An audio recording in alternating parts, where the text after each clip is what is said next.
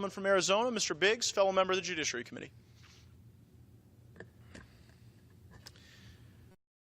Mr. Speaker, I thank the gentleman from Florida for leading this special order tonight. I'm grateful for his work on this very important issue. And I will tell you that I am very appreciative of my colleagues who also continue to work on this very important task, because this, Mr. Speaker, reminds me of playing a basketball game where you get there and there's a 5-on-5 game, except for it's not really 5-on-5, because the other team's got the referees on their side, they've got the scorekeeper on their side, they got the statistics on their side, they've got the person running the clock on their side. And that's really what's happened here. And we know that's what's happened here because of the conflict of interest and bias that has taken over and controls the Robert Mueller Special Investigations team. That's a team that's biased. It's got conflict of interest. Nobody's going to get a fair shake from that team. And why is that? Well, let's just think about this. A couple weeks ago, we had the Attorney General, Jeff Sessions, come in. He's a great guy. I asked him specifically, do you have any procedure to vet conflict of interest or bias on the Mueller special team or on in the Department of Justice? He said, no, we don't. We don't have that. So I don't have a question there. He doesn't have a process. He says, it's up to each individual to determine if they've got that conflict of interest or bias. Well, we had Director Wray in last week. I asked him the same question. He said basically the same thing. No, we don't have a process. Mueller doesn't have a process. In fact, it is as if the process is you need to have a conflict or bias in order to get on Mueller's special counsel team. That's what this is stacked up to being. Well, that's where we are today.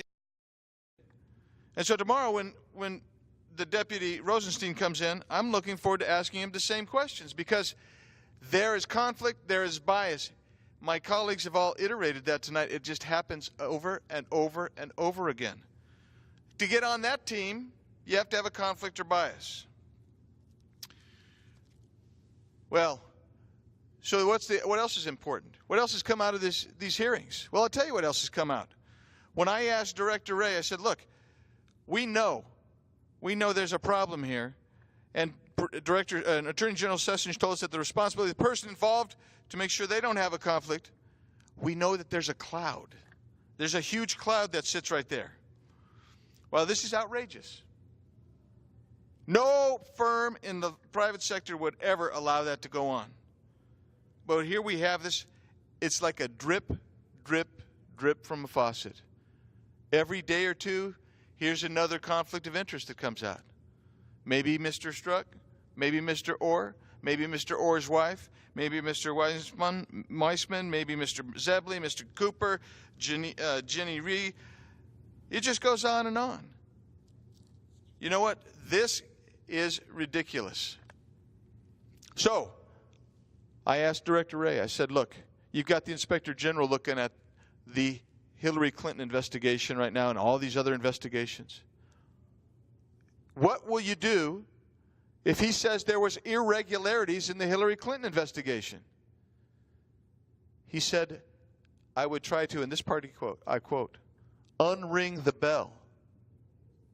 Close quote. Think about that. He says he's willing to unring the bell. I asked him what he meant. So he talked about personnel decisions. Maybe somebody has to be let go, disciplined, retrained, whatever. Maybe they'll come up with a process to vet conflicts of interest in investigations. But I pressed him a little bit harder.